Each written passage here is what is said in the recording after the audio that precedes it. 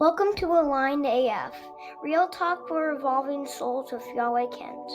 Join Yahweh for honest conversations on spiritual growth, the messiness of life, and how to move through it all at a higher frequency. So grab a cup of tea and let's sail in. This is Aligned AF, and here's Yahweh. Welcome back to Aligned AF, Real Talk for the Evolving Soul. I'm your host, Yahweh, and I am psyched to be with you today. This is episode number 3, and hopefully it's getting a little smoother, a little less clunky as we go. I've run into several problems trying to get this episode taken care of. One of which was finding out that the platform that I was using was actually charging me weekly instead of monthly, which, it's entirely possible that it's my error. I thought I was signing up for $35 a month, and all of a sudden my wife notices that $35 a week has been coming out. Luckily, it's only been for a couple of weeks, so I checked into it. Sure enough, they charge weekly, way too much over my budget for doing a podcast that's not making me any money, quite frankly. So had to do some research, talk to some people that do podcasting regularly, and have landed on another platform. So this is my first time recording with this one, and we'll see how the learning curve goes. Welcome. Today's episode is how to handle a spiritual awakening, navigating the chaos with clarity. Really, what we're going to be talking about today is kind of identifying what that awakening is, what are some of the symptoms, because it's entirely possible that there are people out there that don't even know that's what's happening to them. They just think everything's effed up right now.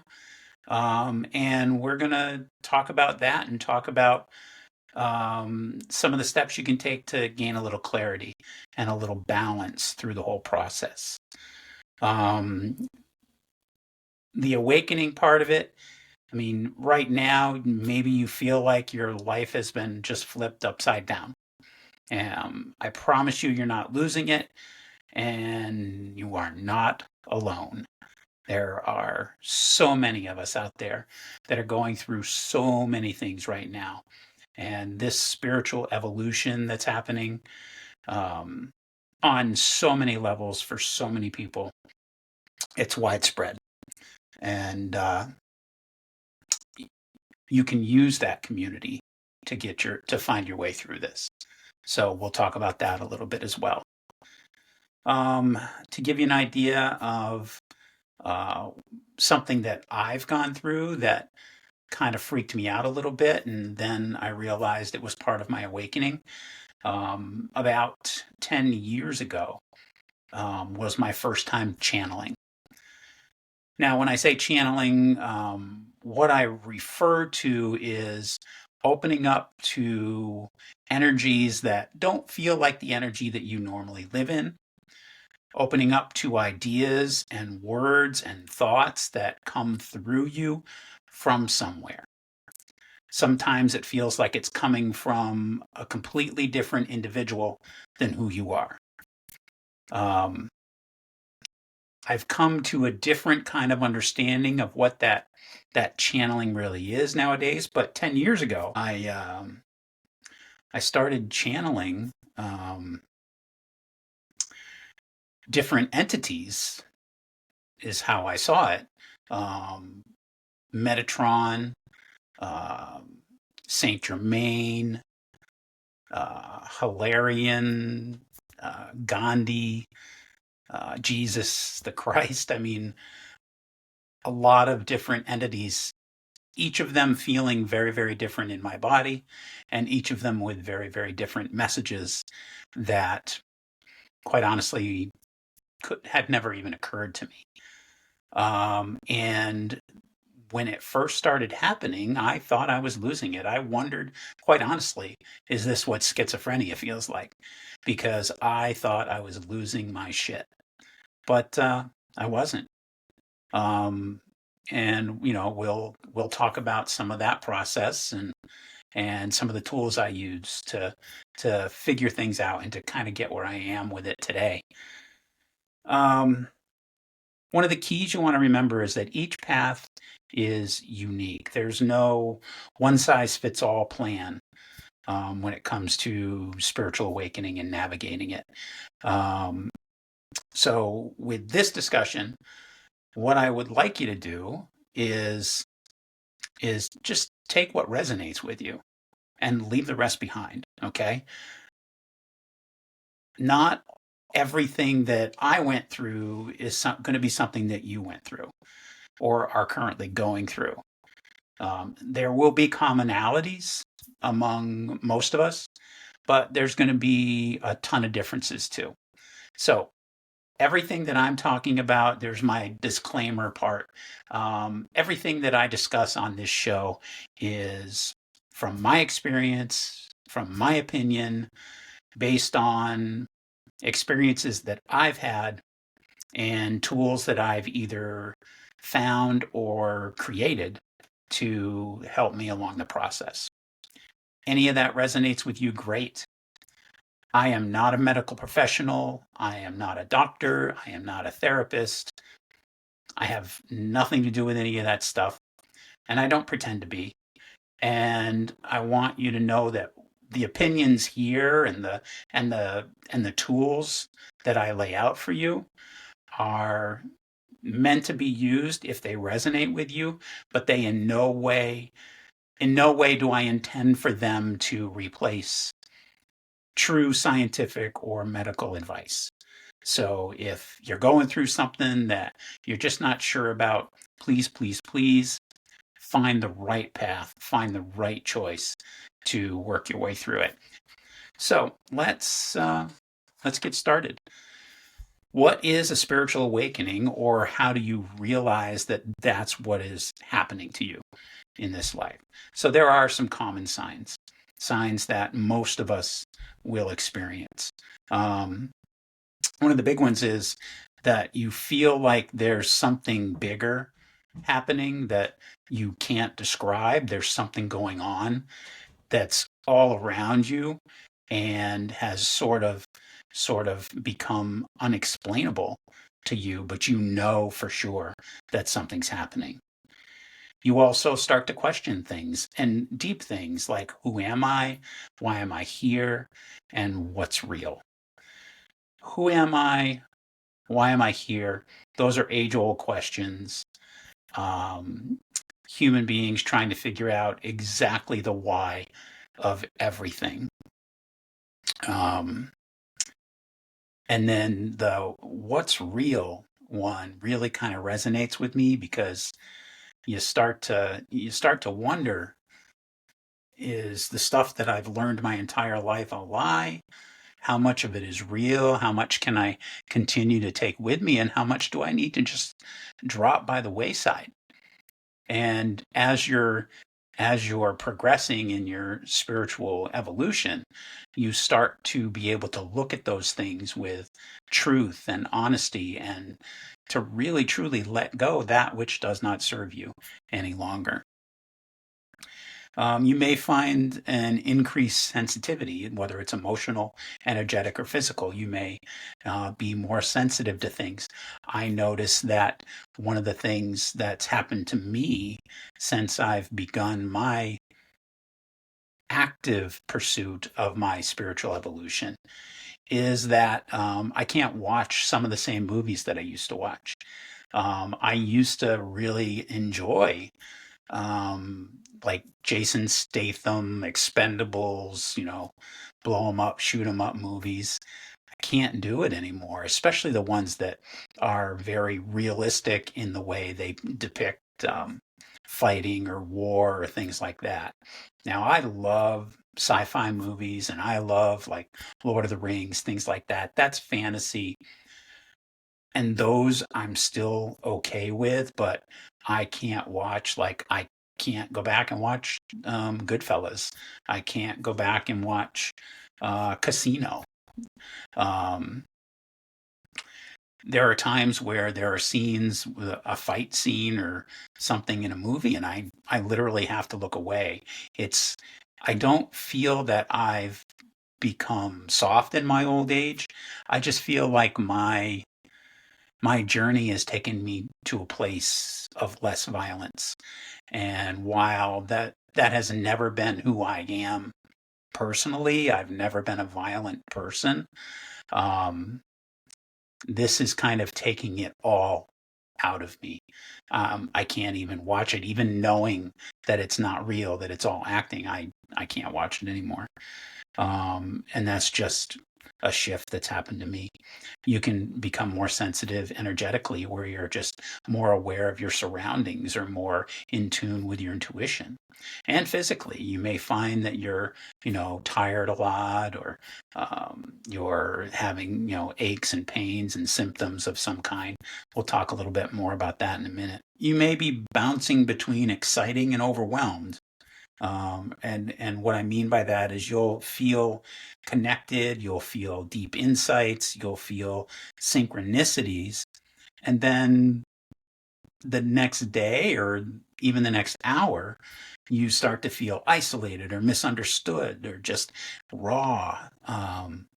It's like a crazy roller coaster of emotions. You have to remember that a spiritual awakening is not all love and light. Okay. It's not unicorns and rainbows all the time. A spiritual awakening is not the monk sitting on the mountaintop meditating for 3 days. If that works for you, that's fantastic. I'd love to be able to experience that someday, but I'm not there. And what they don't show you in Hollywood or in books or any of that stuff typically is the stuff in the middle, the messy shit.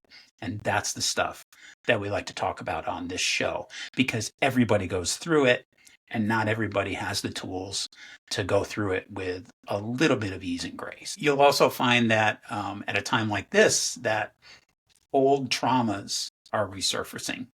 Things that you thought were done and over with are all of a sudden popping up, and kind of with new focus and new intensity, and you'll feel like, shit, I thought I was over this, but here it is again, and it feels just as raw and just as deep as it used to. And there are tools that you can use to get through that. You may find a shift in relationships, whether it's friendships or relationships with family, or even a spouse or a significant other, where things are just shifting a little bit. It may be somebody that you've known most of your life and you've always enjoyed talking with, but things have shifted. Their energy is different than your energy, and it's not as supportive maybe as it used to be. That happens. It's okay. It doesn't mean you're abandoning anybody. It doesn't mean you need to fight and break up. It doesn't mean you need to get a divorce. It just means that things are shifting. And if you're aware of them, then you can work on them together. Or you may feel like you're just losing everything. You feel there are times where either I or a friend of mine has felt like everything's just falling apart. And that's one of those slippery slopes that you don't want to go down, because as you begin to affirm that everything's fall apart, then more and more stuff shows up to kind of validate that, and it becomes almost like a self-manifesting process. You don't want to go down that route. Um, you may be wondering why it seems to be happening so much now, and not just with you, and not just with the kind of level of everything that you're going through, but with more people around you. You find that more and more people are talking about this stuff. More and more people are experiencing these spiritual awakenings, these aha moments. And why is so much of that happening now? Well, the truth is because there's a spiritual evolution going on with everybody, and the energies have shifted. And as frequencies around us get higher, our being, the ultimate, I don't want to say thing because it's not a thing. The ultimate energy that is us, the ultimate energy that is me, that is you, that is your best friend. They strive to increase the frequency that they exist in to maintain balance with that around it. And that's why it's so fucking uncomfortable sometimes, because as your frequency rises, if frequency around you is not rising, it becomes incredibly uncomfortable to even live in those situations. You may find this at work where you're you're gaining a new way of thinking in your life, and so much around you is just old drudgery. You don't even want to be around it anymore. And it's okay to feel that way. It's not anything to be afraid of. And there are tools to help you with that. And sometimes, honestly, a change is the best thing you can do for your life. Change can be scary. We human beings are kind of afraid of it most of the time. But if you think about every great change that's happened in your life, any huge change that was a little bit scary at first, hasn't almost all of them worked out okay, and usually for the better? Now there are going to be moments of sadness and catastrophe and difficulty. That's the human dilemma. In most cases, if you stop fighting the damn change and you just go with it, not only does it get easier to deal with, but you find that it had to happen. It had to happen in order to make your life just that much better. So when you first start going through this stuff, you end up going through what I call the chaos phase. You start shedding old identities, old relationships, and old beliefs. So what do I mean by shedding an old identity? I'm Yahweh. I was born Matthew. When I was young, I was Matt. My mom called me Matt. All my friends called me Matt. I shifted into Matthew in probably my 30s because I was working someplace where one of my employees was also a Matt. And in order to avoid confusion, I said, okay, he's Matt, I'm Matthew. We're done with it. And I just got kind of used to being Matthew. So for another 2 decades plus, I was Matthew. But during the last 10 years, I began to feel less and less like the old me, like Matthew. It just wasn't resonating with me anymore. I found that I was shifting out of old behaviors. Relationships, we talked about that briefly. You find that you're just not on the same, I don't want to say level because that implies like a caste system, and that's not what I'm talking about. You're not on the same frequency with somebody that's been in your life for a long time. But you find that you're connecting to people that maybe you didn't know a week ago, that all of a sudden really resonate with you. You meet somebody and you think, holy shit, I don't know who this person is, but I want to know more about them. I find that happens to me more and more now with strangers who eventually become friends. And then your beliefs, how you see religion, how you see spirituality, how you see God, what changed for you. For example, I grew up predominantly in the Christian religions. I never really followed one for very long, but I grew up believing that there was a God sitting in heaven on a throne, and God was always separate from me. But over the last, I would say probably 20 years, that kind of shifted for me, and I started seeing God differently and seeing the if you have to label something as God, then that's everything. It's you, it's me, it's my little boy, it's our dog, it's my reading glasses. God is in everything. God is the very fabric of the universe that we exist in at this time. And that being the case, I too am God, and so are you. That's kind of why I feel comfortable with the name Yahweh. Because once I shifted out of Matthew, I had to have something. And spirit, I guess I'll call it spirit because it's an easy label, and it makes more sense to people to think that they talk to somebody other than just kind of looked inside their own energy. And that's okay. It's okay. But the godness in me said, with words in my ear, feel free to use Yahweh. And I did, and it resonated, and it felt absolutely right, absolutely amazing. And I introduce myself that way all the time now. Part of the chaos phase is also releasing things that that have to be released, because you can't do it.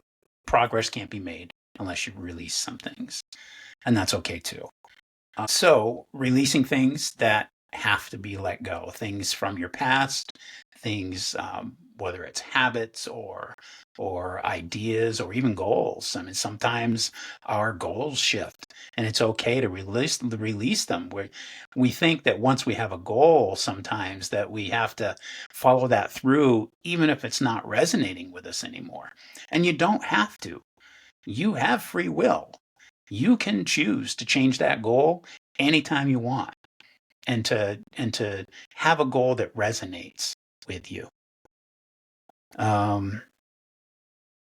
There's also a grief period within this chaos phase, a period where you grieve the stuff that you're losing. I literally grieved losing Matthew like some part of me was dying, like I lost a loved one.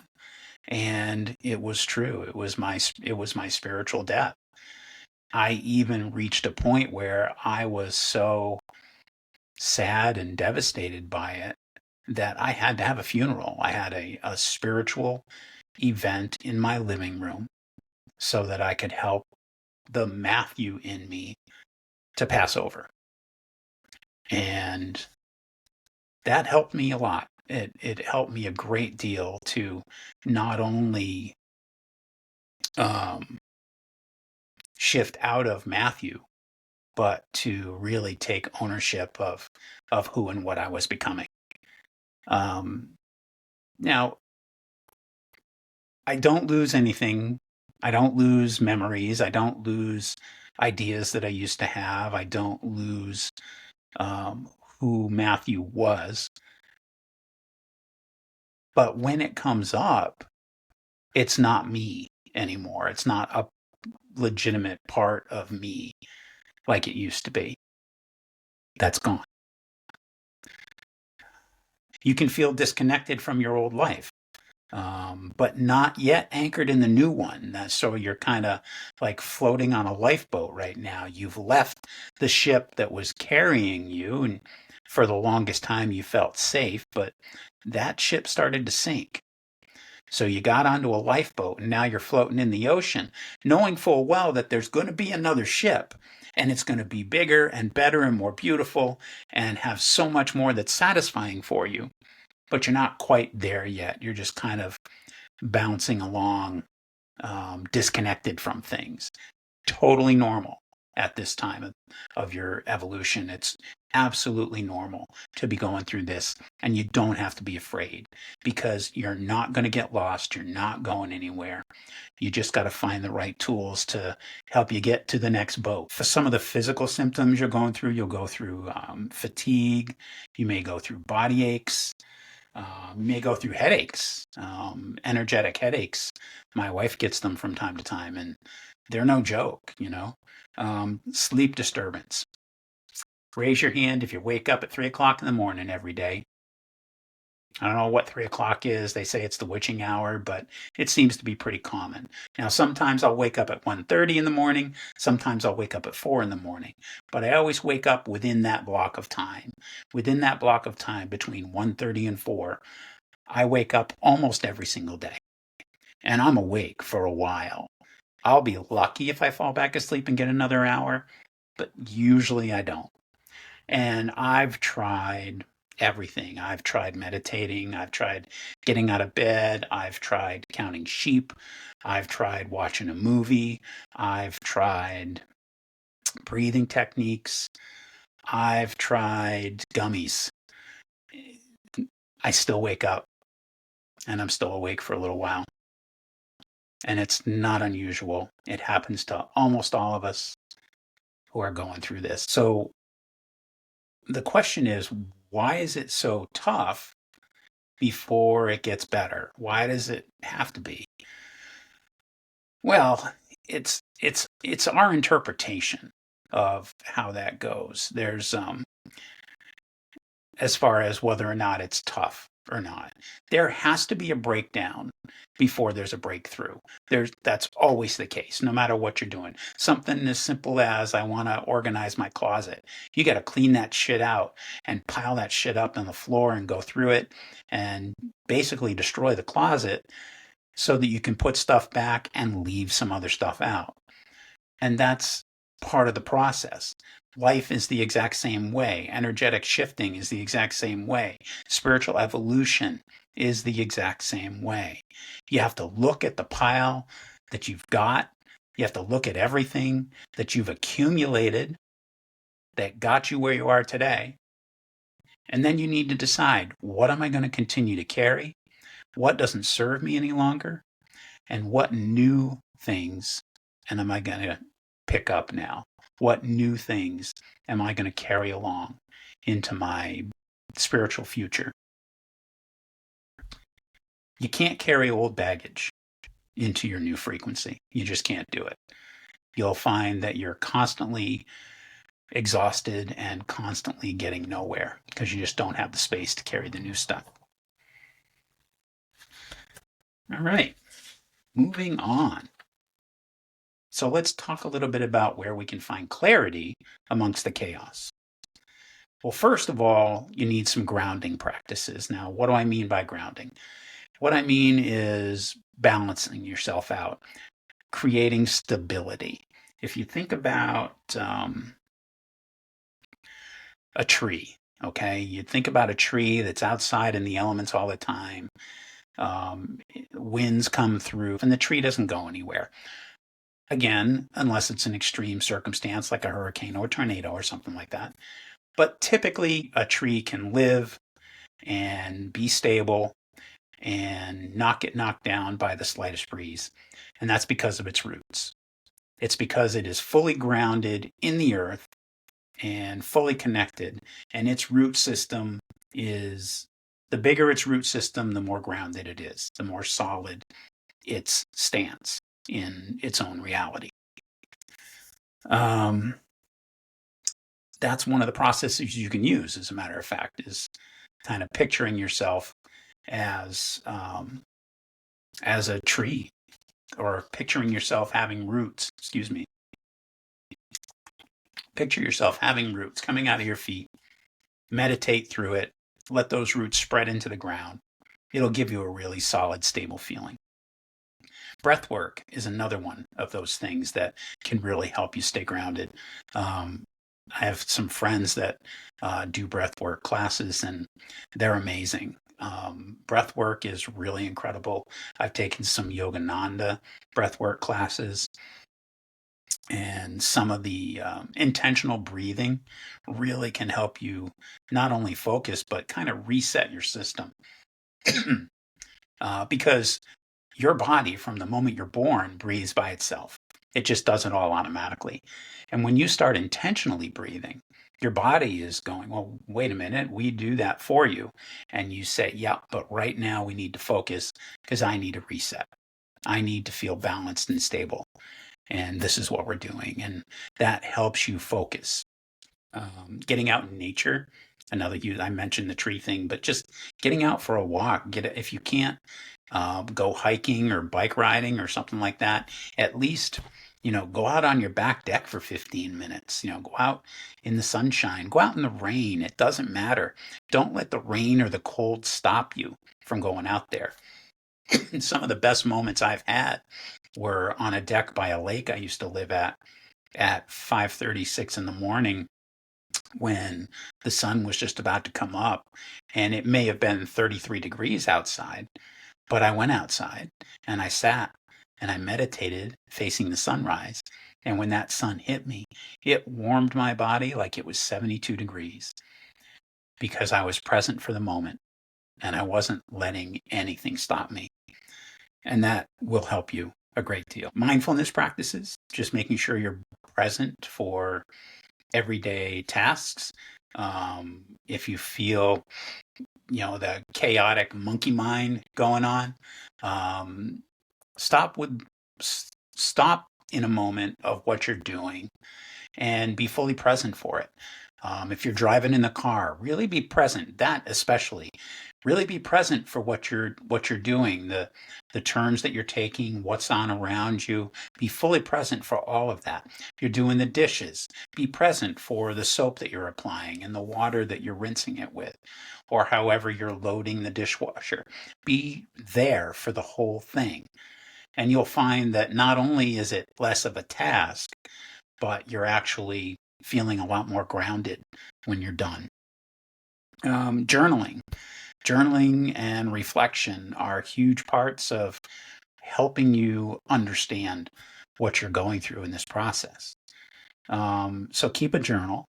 I admit I'm not the best at the journaling part. I I will do it consistently for a number of days or a number of weeks, and then I let something slide, and then I don't do it for a while, but then I always come back to it. And I always go back and read what I was going through at the time. But journaling's huge. And when you do your journaling, don't have a plan or an intention. Okay, you don't have to journal a certain way. At 6 a.m. I woke up. At 6:15 a.m. I meditated. You don't need to keep track of that stuff. If that floats your boat, that's great. But that's not what journaling is. You want to just open the page, grab a pencil or a pen. I personally find it to be more organic to write by hand. If you prefer to do your journaling electronically, that is entirely up to you. But just write. Don't plan anything. Don't say, this is what I have to say. Just start writing. And it could be hogwash, it could be gibberish, it could be enlightening. You don't have any idea, but you won't if you try to control it. So just let it all out. Nobody else is going to read it unless you let them. So just write down whatever comes, okay? It's very cathartic. Take time each day to reflect on how your day went. Usually at the end of the day, take time to meditate and take time to sit with your day and to say, here's what happened today. Here's something I had difficulty with. How could I have handled that differently? Or here's something that I had difficulty with, and holy shit, it really was a lot easier to handle now that I'm paying attention. Celebrate the wins when you find them. The other thing you need to do throughout this finding of clarity is to learn to trust your intuition. As you awaken, your inner knowing begins to gain clarity, and you want to trust it. You want to exercise it more, because the more you use it and the more you listen to it, the stronger it's going to get.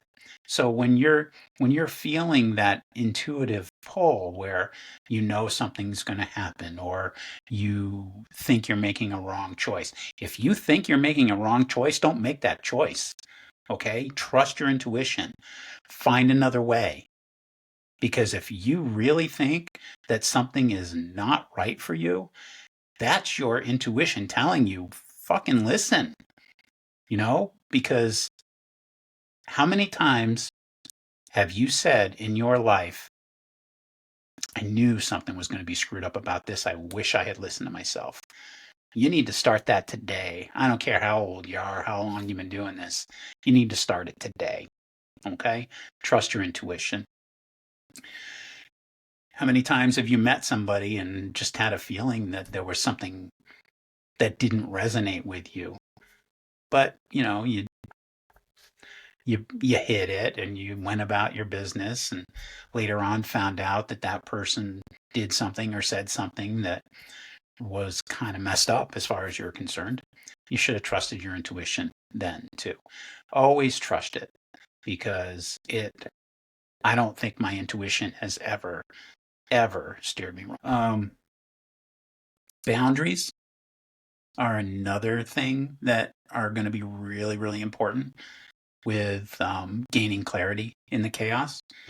Um, we may not always understand what's going on, or people may not always understand what's happening in our lives or what we're trying to tell them. But that's okay. It doesn't matter if anybody else understands what's going on in your life. It doesn't matter.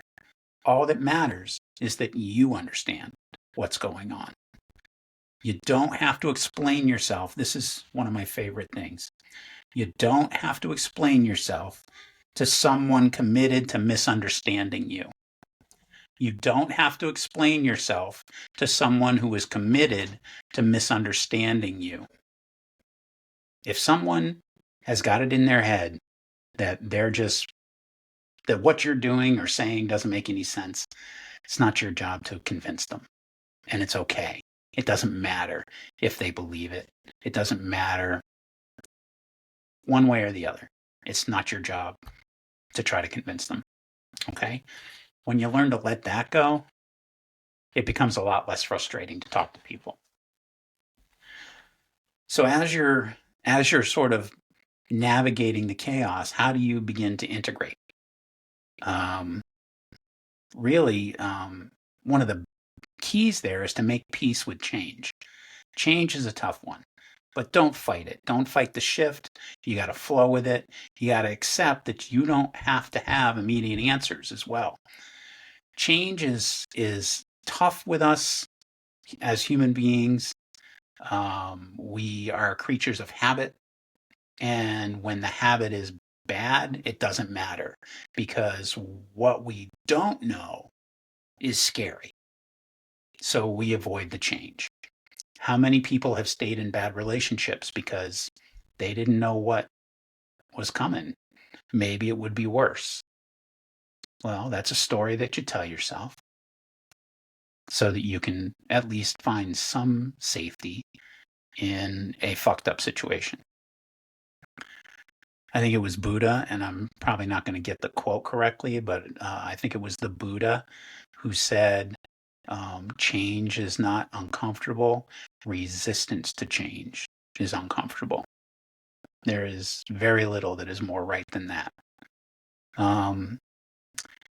Learning to accept the fact that you don't have to have immediate answers can be a tough one. We live in a world of immediate gratification, and that is not this world. The spiritual world is not immediate gratification. Time doesn't mean a damn thing in the spiritual energetic universe. Time is nothing. So you'll get answers eventually. Sometimes they'll come quickly, sometimes they'll come in a few weeks, sometimes they may not come for a couple of years. And you need to be okay with accepting that you're not going to get answers immediately. And then you got to move from being a seeker to just being. So you start off in this whole process, you start off searching for answers. And then you begin to embody what you learn. So read all the books, watch all the videos, listen to all the podcasts, watch the documentaries, and then get to the point where you realize that you are the wisdom that you've been searching for. All of that stuff that you accumulate goes inside you and melds together into one understanding. 50 people can read the same book and you're going to get 50 understandings of that. And that's okay, because each of those people needs to understand it the way that works best for them. So you'll read this stuff. You'll read books by Wayne Dwyer and Eckhart Tolle and Deepak Chopra, and you'll read the Bible, and you'll read Illusions by Richard Bach, and you'll read um, The Afterlife of Billy Fingers. You'll read all these things, and somewhere inside your brain, all that stuff jumbling around is going to connect at some point. It's all going to join together and become your understanding of what you're going through, what you can expect, and you won't be wrong. Okay? It's all going to be there for you. Just have patience and keep going through it, because then you get to the point of being. You get to the point of actually living what you're understanding. You're searching for answers. You're searching for answers. Finally, you reach a point where you think you have answers, and you can start to live that way. And you can do it in steps. You don't have to do it all at once. You don't have to wait until you've got one big answer to all that is in your world. You take the little steps. You learn to meditate, and you develop a habit. You learn to be mindful, and you develop the habits. And you take all of those little things at a time, and eventually they meld into an existence that you really enjoy. Okay? It's not always perfect. There's going to be moments where you have bumps in the road. I have them too. I just had one a few minutes ago because I asked for total silence so that I could record this video. And then the doorbell rang, which means the mail carrier dropped something off. And the first thing my son did was run over here, open the door, and say, "Daddy, the doorbell rang." I asked for quiet. So in that chaos, it was there. It's just the way it is. But hopefully I can edit that out. Not everyone is going to understand you through all of this, and they don't need to. This is about you, not about them. Always, always, always stand in your truth, regardless of anyone else's opinion. But be kind about it. So there are there are members of the spiritual community who have a little bit of ego with regard to their journey and how they see things. And quite often, I'm not saying all the time, and if you think I'm talking about you, you got to figure that out. I'm just saying that there are people out there in the spiritual community who judge others, quite honestly, for not being where they are, for taking different paths, for not resonating with the same tools that they do. And you don't have to worry about them. You don't have to change anything you're doing for any of those people. You just stay in your truth. Stay with what resonates for you. Stay in your process. And if you find anyone trying to either control you or judge you for what you're doing or how you're doing it, walk away from them, because you don't need that. And it's not their place to make that judgment. So there was a lot, that we kind of shared today. I want to begin to wrap things up. The key takeaway here really is that you're not alone. Okay? You have got lots of company in this whole screwed up process. There's no rush to get it done. There's no pressure to feel healed or feel enlightened or feel anything other than how you feel in this very moment. Remember that enlightenment is not a destination. It's a process. You're on the road of enlightenment, not a to enlightenment. We hear that all the time. Oh, they're on a path to enlightenment. Well, enlightenment is not something at the end of Route 66 or when you get off the plane in Boston. It's the path that you're on. It's the journey. It's the trip. It's the hike. It's the walk. It's the drive. It's all of that. That's the enlightenment. It's a verb.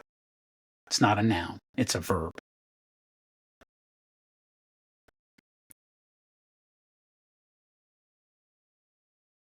I want to hear about what's going on in your life, if you're willing to share it.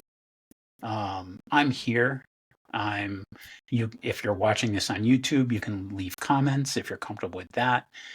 If you want to talk personally, you can find me on Facebook, or you can email me at alignedafpodcast@gmail.com. It's just like it sounds, alignedafpodcast@gmail.com. Email me with your questions, your concerns, something you're going through, a success that you've had, a celebration that you want to share, questions you might have about anything that I've said so far, questions you might have about future episodes, ideas for future episodes. What can I help you with as far as working on your alignment, your journey that you're on. It can be messy, it can be lonely, and you don't have to be alone in any of this. So please feel free to reach out to me. If you know me personally, you've got my information. If you don't know me personally, I gave you my email. It's going to be at the end of the trailer after this. And you can find me on Facebook and Instagram and TikTok and all that stuff. Not only under Yahweh Kent, but also under the podcast name of Aligned AF, Real Talk for the Evolving Soul. And remember that Aligned AF may mean aligned as fuck, but here it means aligned, authentic frequency. So as you're searching for yours, remember that you're getting closer and closer to aligned AF every single day. Y'all take care, and I hope to see you again. Well, thanks for hanging out with me today. If this episode spoke to you at all, share it with a friend or someone who needs it. You can also leave a review or connect with me online. You can find Aligned AF on YouTube, Facebook, your favorite podcast channel, or at alignedaf.org. And if you want to reach out directly, you can email me at alignedafpodcast@gmail.com. So until next time, stay aligned AF.